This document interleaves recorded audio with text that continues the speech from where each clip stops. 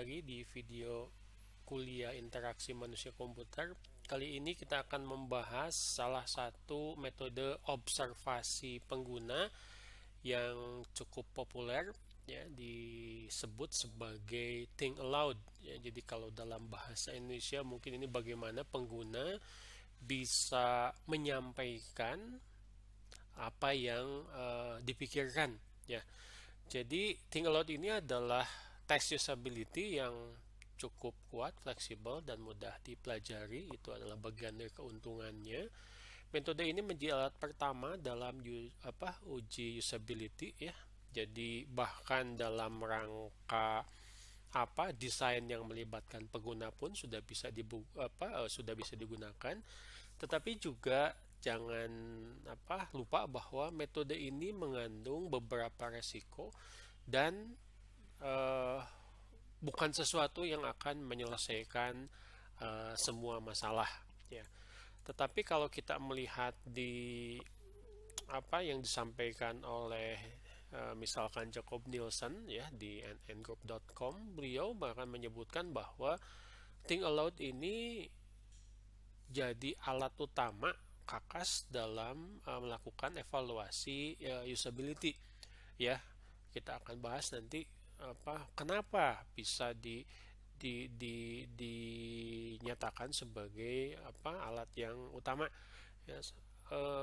Salah satunya itu adalah murah, ya, dan salah duanya itu adalah cepat. Jadi murah, cepat, ini bisa segera dilaksanakan oleh Anda sebagai developer atau perancang UI atau perancang interaksi untuk bisa menguji kaidah-kaidah usability dari user interface yang sedang dirancang. Baik, menurut Jacob Nielsen, jadi definisi think aloud itu adalah in thinking aloud test, you ask test participant to use the system while continuously thinking out loud.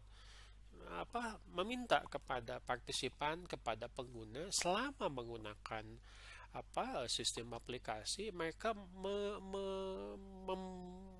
memverbalisasikan, membicarakan apa yang dia pikirkan, ya. That is simply verbalizing their thoughts, ya, pikiran mereka as they move through the user interface, selama mereka menggunakan user interface. Jadi selama ini kan kita menggunakan user interface sambil diam saja, ya, sambil berpikir. Tapi kita bisa mengajak pengguna untuk mengutarakan pikirannya sehingga bisa diketahui, bisa dicatat, dan bisa dianalisis. Itu adalah think aloud dari definisi dari Jacob Nielsen. Bagaimana caranya? Yang pertama adalah rekrut pengguna yang representatif, orang yang memang berkepentingan, orang yang memang menjadi pengguna dari sistem aplikasi tersebut. Mengenai jumlahnya, beliau menyatakan bahwa tidak perlu banyak-banyak, ya, cukup 5 orang saja. Yang nomor 2 adalah berikan pengguna tugas yang representatif untuk dilakukan. Punya sistem aplikasi, ada penggunanya, tugasnya apa untuk diselesaikan, objektif dari pekerjaannya apa, dan bagaimana sistem aplikasi tersebut bisa mendukung. Dan yang terakhir, ya, Anda sebagai desainer juga merangkap sebagai evaluator, ya, tinggal diam saja dan biarkan pengguna berbicara selama menggunakan sistem aplikasi tersebut untuk mencapai objektif tertentu. Jadi kalau melihat caranya, kita melihat sangat sederhana dan, ya, relatif bisa dilaksanakan kapanpun. Nah, kenapa ini menjadi salah satu yang populer, ya, dan sangat disarankan? Kita melihat bahwa keuntungannya yang pertama adalah, ya, tadi sudah disebut, ya, murah. Tidak diperlukan peralatan khusus, Anda cukup duduk, ya. Anda dalam hal ini adalah desainer, perancang, di sebelah pengguna dan mencatat saat dia think aloud, menyatakan pendapatnya saat dia berbicara. Yang kedua adalah kokoh atau robust, ya. Perancang Anda masih akan mendapatkan temuan yang cukup bagus, ya, bahkan dari penelitian yang dijalankan dengan buruk ya. Maksudnya adalah ini bukan satu-satunya cara, tetapi bahkan dengan cara yang sangat sederhana dan murah, Anda tetap mendapat masukan yang akan dapat memperbaiki desain dari UI. Selanjutnya adalah fleksibel.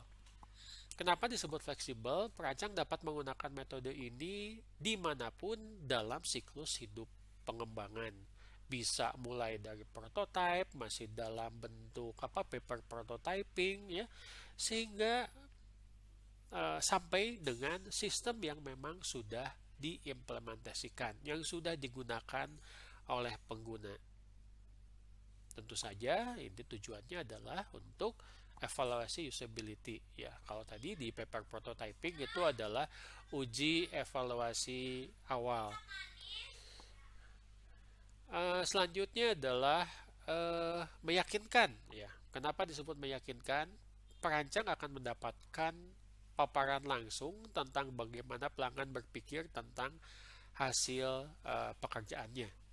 Dan yang terakhir adalah think aloud itu mudah dipelajari. Ya, kalau ada keuntungan ya karena kita tadi juga menyebutkan bahwa ini bukan the best method ya, pasti ada kerugiannya. Kita melihat misalkan ada beberapa kerugian. Yang pertama adalah situasi yang tidak wajar. Jadi orang itu tidak biasa mengutarakan pikirannya. Mungkin nanti ada beberapa masalah. Ya, kadang-kadang orang punya pendapat lebih senang di keep sendiri ya, atau dalam pikirannya agak segan untuk menyampaikan secara langsung kepada orang lain. Yang kedua adalah pernyataan yang disaring atau difilter. Pengguna seharusnya mengatakan hal-hal dengan segera setelah dipikirkan daripada direnungkan dahulu. Ya, jadi metode ini kurang cocok mungkin ya jika pada saat menggunakan sesuatu orangnya berpikir, orangnya akan menyaring dulu untuk apa yang akan disampaikan dengan berbagai alasan. Jadi seharusnya pada saat menggunakan, saat itu juga orang mengutarakan pendapatnya. Yang selanjutnya adalah bias dari perilaku pengguna. Jadi anjuran dan pertanyaan klarifikasi biasanya diperlukan. Ada interupsi ya dari Anda sebagai desainer dalam mencatat atau melaksanakan think aloud. Tapi interupsi ini dapat mengubah perilaku pengguna. Yang tadinya tidak paham karena ada interupsi menjadi paham. Nah, ini ada sesuatu yang berubah. Dan yang terakhir adalah ya sebagaimana metode observasi yang lain, ini juga bukan metode yang terbaik ya. Ini bisa disebutkan sebagai good method tapi bukan the best method ya. Mungkin diperlukan metode lain sebagai pelengkap ya. Jadi itu adalah kerugian dari think aloud. Nah, bagaimana kita bisa memaksimalkan keuntungan dan mengurangi kerugian dari think aloud? Yang pertama adalah jangan ditunda ya. Jadi jalankan studi think aloud tentang proyek saat ini juga ya. Tadi sudah disebutkan bahwa ini fleksibel, bahkan di awal proyek sekalipun pada saat melakukan desain atau pembangunan prototype itu bisa dilakukan think aloud dengan memperlihatkan misalkan simulasi kepada pengguna. Selanjutnya adalah kita sudah membahas tadi bahwa keuntungannya adalah metode ini sangat murah. Jadi bisa dilaksanakan dengan berkala. Di sini bahkan disebutkan bisa dilakukan seminggu sekali. Yang melibatkan 4 sampai 5 orang misalkan. Lalu meskipun data di minggu pertama itu tidak terlalu baik, bisa diperbaiki di pengumpulan data untuk pengguna yang lain yang dilakukan think aloud di minggu sebelumnya. Jadi hasil analisis akan direview, akan diupdate, akan dilihat, ya akan diperbaiki. Dalam tulisannya, Nielsen juga menyebutkan bahwa semakin cepat dan murah studi, semakin besar dampaknya karena hasilnya akan tersedia cukup awal untuk mengubah arsitektur fundamental sistem. Jangan sampai dalam life cycle pembangunan sistem aplikasi ya, yang tentu saja kita memperhatikan aspek interaksi, sudah diimplementasikan, baru diketahui kekurangan-kekurangannya. Langkah lebih baiknya, meskipun data itu tidak terlalu lengkap, tapi diketahui di awal. Jadi pada saat membuat prototipe masih dalam bentuk misalkan paper prototyping, itu ada beberapa masalah yang sudah diketahui berkaitan dengan interaksi. Nah, di sini kita akan semakin meningkatkan manfaat dari think aloud. Betul bahwa ada beberapa metode yang juga lebih lengkap, datanya lebih lebih akurat, tapi biasanya metode seperti itu akan memakan cukup banyak waktu, tidak bisa dilaksanakan dengan cepat karena butuh persiapan, dan juga pengelolaan datanya akan sama ya seperti tadi, memakan waktu. Jadi kerugiannya adalah nanti lambat untuk diketahui apa yang harus diperbaiki. Nah, disinilah keunggulan dari think aloud. Nah, apa yang harus diketahui dari think aloud? Apa yang harus dicatat? Apa yang harus bisa disampaikan oleh pengguna ya, sehingga kita bisa menyatakan bahwa ini ada kesulitan, ini harus diperbaiki, ini tingkat usability-nya sudah baik atau tidak baik, dan seterusnya.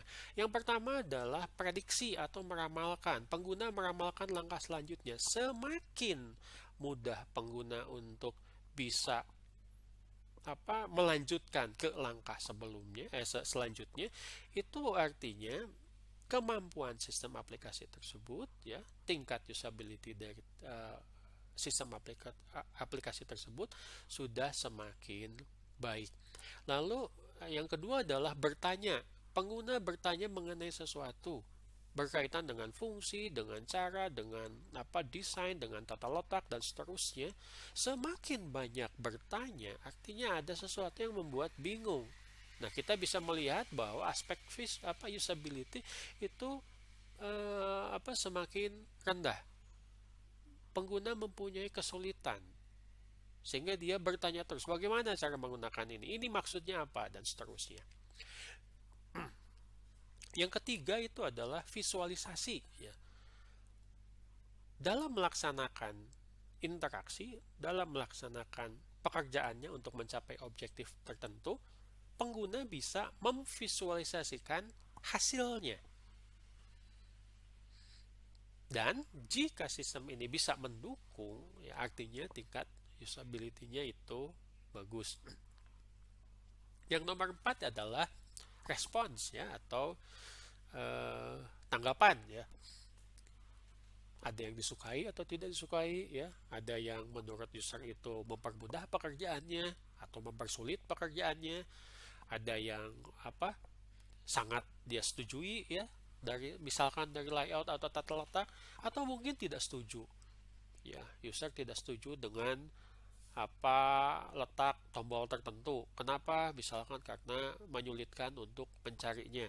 User misalkan tidak suka dengan penggunaan warna, atau tidak suka dengan pemilihan font misalkan, karena menyulitkan dia membaca baik ukuran atau jenis fontnya. Nah, ini dari sini kita bisa mencatat, kita bisa melihat apa yang harus diperbaiki untuk meningkatkan dari usability atau kegunaan. Selanjutnya adalah klarifikasi dari pengguna. Jika dia akan melakukan sesuatu tetapi tidak yakin, atau mungkin ingin melakukan sesuatu, misalkan mau ngeprintnya atau mau save file tetapi bingung, atau juga sudah melakukan sesuatu ternyata tidak sesuai dengan harapannya. User misalkan berharap bahwa melakukan langkah-langkah untuk menyelesaikan sebuah tugas itu akan mudah, tapi ternyata tidak semudah yang diperkirakan. Misalkan hasil yang divisualisasikan seperti ini, tapi ternyata setelah selesai pekerjaannya tidak sesuai dengan harapannya. Dan yang keenam adalah ringkasan. Pengguna bisa meringkas apa yang dikerjakan pada saat melakukan think aloud, ya. Setelah melakukan think aloud, pengguna diminta untuk menyampaikan kira-kira apa yang dia lakukan. Biasanya yang bisa meringkas apa yang dia kerjakan, dia paham apa atau mudah melakukan hal tersebut.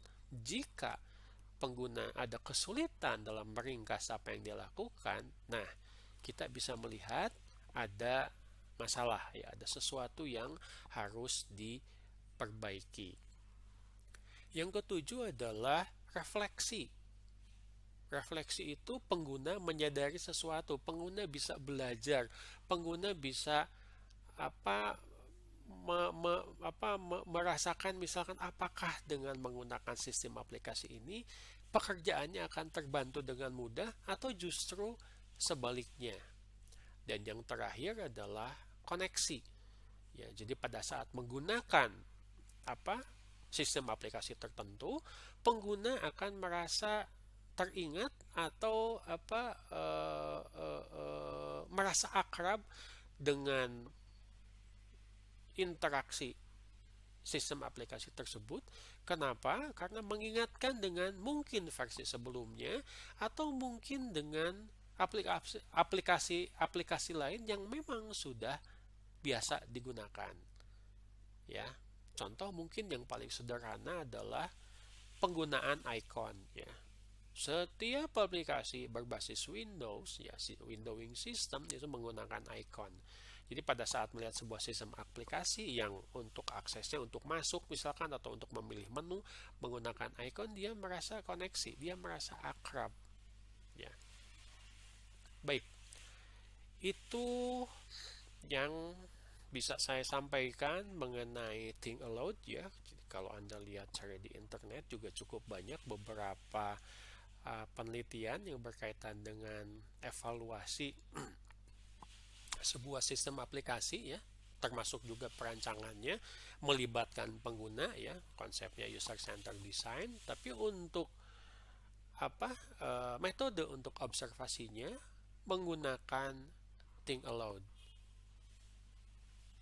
Keuntungannya sudah disampaikan dan ini akan sangat membantu desainer untuk mengambil keputusan, ya, apa yang harus segera diperbaiki bahkan pada saat sebuah sistem aplikasi masih dalam taraf desain dan prototype. Oke, itu bahasan kita dalam video ini mengenai think aloud. Semoga bermanfaat. Terima kasih.